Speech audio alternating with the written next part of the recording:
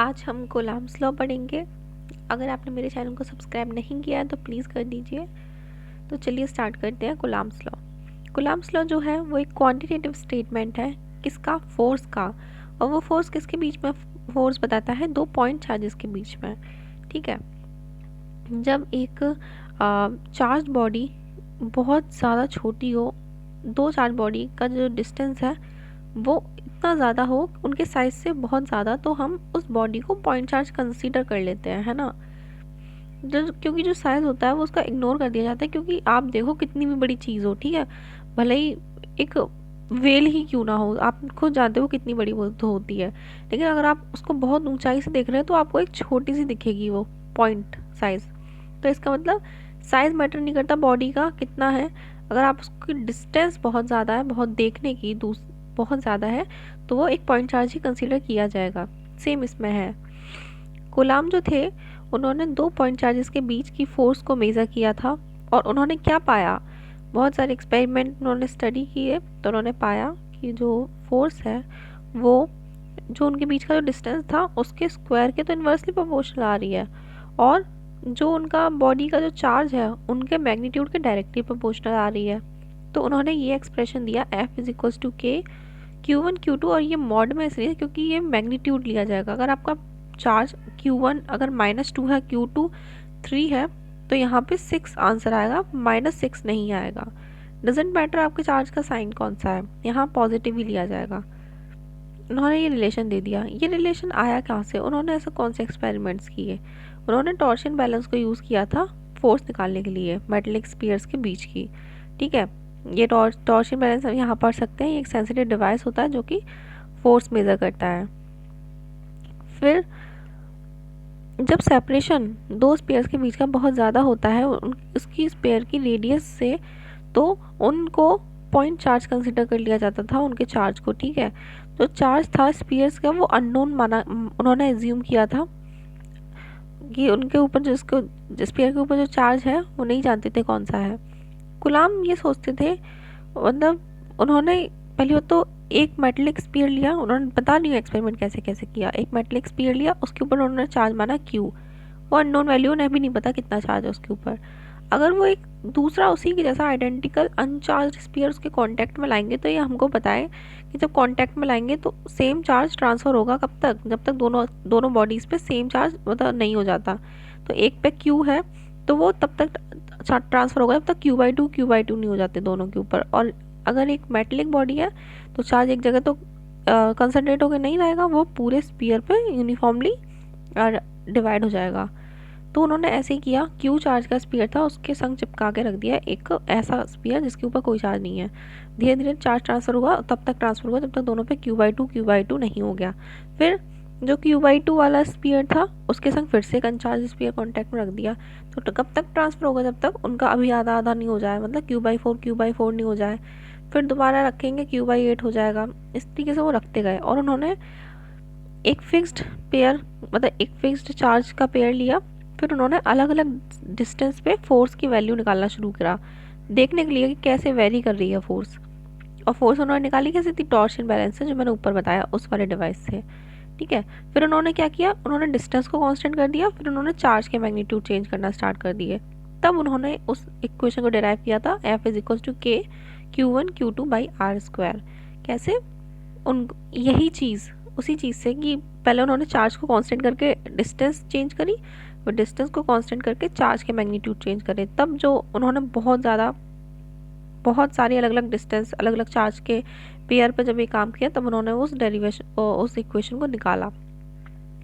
Coulomb's law है वो एक सिंपल मैथमेटिकल स्टेटमेंट है जिसको ऊपर अभी आपको बता ही दिया गया है, मतलब ऊपर लिखा ही हुआ है वो। जबकि जो ओरिजिनल एक्सपेरिमेंट थे वो देखने में आपको मतलब सुनने में ऐसा लग रहा है स्पीयर थे, क्या ही है, एक स्पीयर दूसरा स्पीयर, उनको चिपका के रख दो, आधा चार्ज ट्रांसफर हो जाएगा, फिर अलग डिस्टेंस पर रख दो, फिर अलग डिस्टेंस पे, डिस्टेंस कांस्टेंट। नो, ये इतना इजी नहीं है जितना सुनने में लग रहा है। ये सारी चीज़ें मैक्रोस्कोपिक लेवल पे हुई थी, मतलब समझ रहे हो? उन स्पीयर का साइज कैसा था? 1 एंगस्ट्रॉम, मतलब 10⁻⁻10 मीटर। सोच रहे हो? बहुत छोटा हो गया, बहुत छोटा है ये। क्योंकि हम डिस्टेंस तो भाई अब ऐसे नहीं कर सकते ना कि हम एक दिल्ली में रख दें, एक मुंबई में रख दें स्पीयर, और फिर उनको पॉइंट, फिर तो वो पॉइंट चार्ज हो जाएंगे क्योंकि बीच के डिस्टेंस हो गई बहुत ज़्यादा। पर ऐसा तो नहीं ना कर सकते, हमको तो एक टेबल पे बैठ के एक्सपेरिमेंट करना है, तो हमने उनका साइज़ ही पॉइंट साइज़ कर दिया, जिसकी वजह से वो हमारी टेबल पे छोटी सी डिस्टेंस ही उसके लिए इन्फिनिटी जैसी डिस्टेंस हो जाए। समझ रहे हैं ना। फिर उसमें एक आर्बिट्री कांस्टेंट भी है के नाम का, ठीक है। वो जो चॉइस है के की, वो चार्ज की जो यूनिट है उसका साइज डिफाइन करती है, मतलब वो यूनिट बाय यूनिट चेंज होता है। ऐसा यूनिट में के की वैल्यू 9 × 10⁹ न्यूटन मीटर स्क्वायर पर कोलाम स्क्वायर होती है।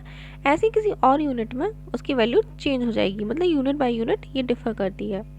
जो चार्ज की यूनिट है इस चॉइस से कोलाम है, ठीक है। कोलाम हमारा चार्ज, ये ऐसा यूनिट में ही हम सब कुछ लेते हैं।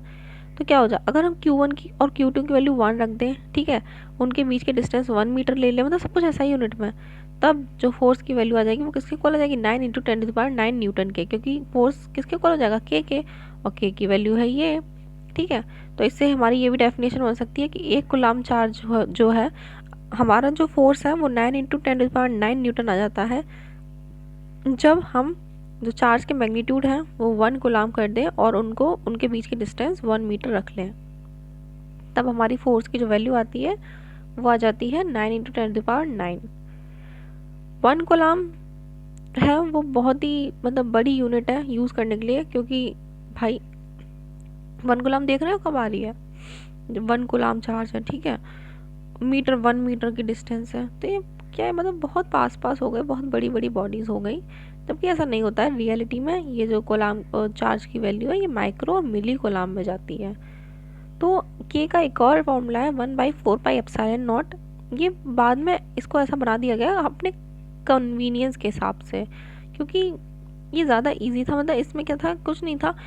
एप्सिलॉन नॉट है ना, एप्सिलॉन नॉट की वैल्यू हमको पता ही होती है, epsilon not permittivity of free space है, उसको इससे के की वैल्यू होती है 1/4πε0, एप्सिलॉन नॉट की वैल्यू 8.854 × 10⁻12 कूलम्ब स्क्वायर पर न्यूटन मीटर स्क्वायर, ठीक है। अब ये देखो ये कैसे रखा हुआ है, ये Q1 चार्ज है, यहाँ पे Q1 चार्ज रखा है, यहाँ पे Q2 चार्ज रखा है, ठीक है, ये हमारी ओरिजिन है।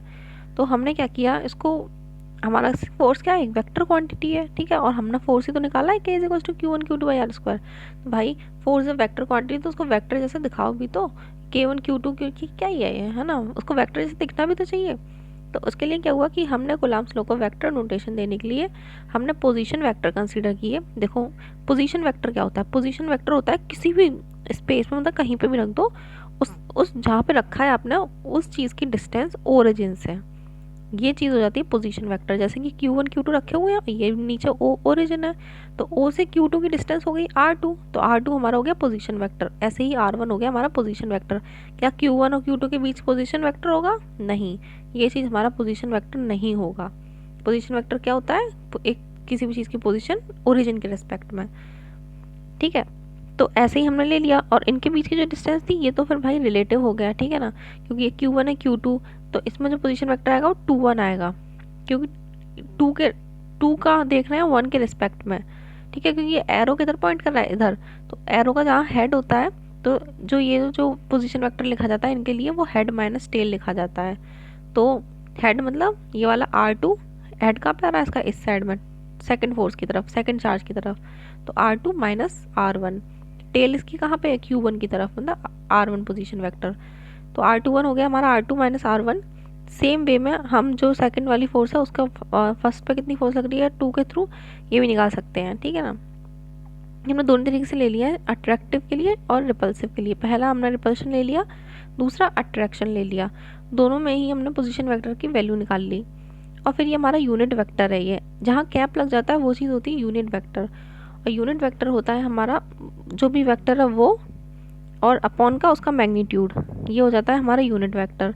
तो अब देखो फोर्स का आ गया, फोर्स के का तो के ही रहेगा, Q1 Q2 भी सेम रहेंगे, बट नीचे क्या आ जाएगा, हमारा R² था ना, तो R² की जगह हमारा आ जाएगा सिंपली R वाला वेक्टर, मतलब R21, क्योंकि 2 1 ही तो लिया जाएगा यहाँ पे 2 1, क्योंकि हम दोनों चार्जेस के बीच की डिस्टेंस निकाल रहे हैं, वो तो R21 होगी ना। तो ये हो गया R21 का होल स्क्वायर, और इधर यूनिट वेक्टर, क्योंकि उसकी जो फॉर्मूला होता है यूनिट वेक्टर का वो होता है ये वेक्टर अपॉन का मैग्नीट्यूड। तो हमको वेक्टर निकालना है, ठीक है ना, हमको क्या निकालना है, वेक्टर। तो वेक्टर कैसे निकलेगा, ये कैप वाला है वो नीचे आ जाएगा डिनोमीटर में और ये उस साइड चला जाएगा। तो ये इसका फॉर्मूला इस तरीके से हो गया। क्या क्या रिमार्क्स थे जो रेलिवेंट थे? तो जो इक्वेशन थी 1.3 मतलब ये वेक्टर फॉर्म वाली, ये वैलिड थी, साइन रखा जाए, क्योंकि देखो यहाँ पे आप देख रहे हो कि मैग्नीट्यूड नहीं लगा हुआ है। मतलब अगर आप ये वाला फॉर्मूला लगाओगे तो आपको विद साइन चार्ज रखने होंगे, अगर -2 है तो -2 रखना होगा। लेकिन अगर आप वो वाला फार्मूला लगाओगे जो वेक्टर वाला फार्मूला नहीं है, ज़्यादातर वही लगता है, ज़्यादातर क्या वही लगता है, ठीक है ना। तो उसमें आपको चार्ज का जो वो है मैग्नीट्यूड ही रखना है, उसका साइन नहीं रखना है, ठीक है। अगर Q1 Q2 सेम साइन के होंगे तो वो पॉजिटिव और निगेटिव या मतलब कैसे भी हो तो उनको विद साइन रखना है। पहला पॉइंट पूरे में यही एक्सप्लेन कर रहा है। अनलाइक चार्ज होंगे तो अट्रैक्शन होगा, लाइक चार्जेस होंगे तो रिपल्शन होगा। फिर दूसरा पॉइंट क्या बोल रहा है कि जो फोर्स है F12 चार्ज Q1 के ऊपर Q2 की वजह से वो सिंपली इस तरीके से आई है, ठीक है ना। F12 1/4πε0 Q1 Q2 अपन R12 का होल स्क्वायर और R12 का कैप। ये यहाँ पे माइनस हमने लगाया है, माइनस क्योंकि इनके बीच में जो भी है माइनस क्यों लगाया है, क्योंकि ये जो फोर्स आ रही है हमारी वो रिपल्सिव आएगी। तो हमारा जैसे रिपल्शन होगा, मतलब जब Q1 नेगेटिव कब आ सकता है, जब Q1 Q2 अपोजिट साइड का हो गया, और अपोजिट साइड मतलब एक पॉजिटिव एक नेगेटिव, तो अट्रैक्शन। दैट मीन्स अट्रैक्शन के लिए आपको माइनस साइन मिलेगा, किसमें, इस वेक्टर वाले फॉर्मूले में। उस वाले में नहीं मिलेगा क्योंकि उसमें तो मतलब ही नहीं है, दोनों नेगेटिव पॉजिटिव कैसे भी हो फोर्स पॉजिटिव आती है उसमें। तो कूलम्ब्स लॉ था वो न्यूटन थर्ड लॉ को एक तरीके से न्यूटन थर्ड लॉ जैसा नहीं लग रहा? देखो F12 is equal to minus of F21, यही तो था न्यूटन का third law, every reaction has equal and opposite reaction. तो ये थर्ड लॉ को भी मतलब बिल्कुल एग्री कर रहा था, मतलब इसका मतलब ये सही था, क्योंकि न्यूटन तो भाई उस वक्त गजब ही छाए हुए थे, उनके लॉ तो मतलब सही थे। अगर ये उनके लॉ से मैच कर रहा था दैट मीन्स ये भी सही था। जो कूलम्ब्स लॉ था उसने दो चार्जेस के बीच की जो फोर्स थी वैक्यूम में निकाली थी। अगर जो चार्ज है वो किसी मैटर में या फिर किसी स्पेस में रखे हुए जहाँ कोई दूसरी सराउंडिंग या एटमॉस्फेयर दूसरा है, तो जो सिचुएशन थी वो बहुत ज़्यादा कॉम्प्लिकेटेड हो जाती, क्योंकि बीच बीच में चार्ज पार्टिकल्स भी होते हैं ना यार, क्योंकि ऐसा तो होता नहीं है कि बिल्कुल हमारा आसपास पार्टिकल्स ही नहीं है, भाई बहुत पार्टिकल्स हैं, पूरी एयर में पार्टिकल्स हैं। तो इसलिए इन्होंने जो एक्सपेरिमेंट किया था वो वैक्यूम में किया था। आप सोचते हो बहुत ईजी होगा, नहीं, उन्होंने वैक्यूम में किया था ताकि और पार्टिकल्स का कोई भी इफेक्ट उस फोर्स पे ना पड़े। तो यहाँ पे हमारा कूलम्ब्स लॉ फिनिश होता है, और अगली वीडियो में हम पढ़ेंगे फोर्स बिटवीन मल्टीपल चार्जेस। तब तक के लिए thank you and please subscribe my channel. Thank you.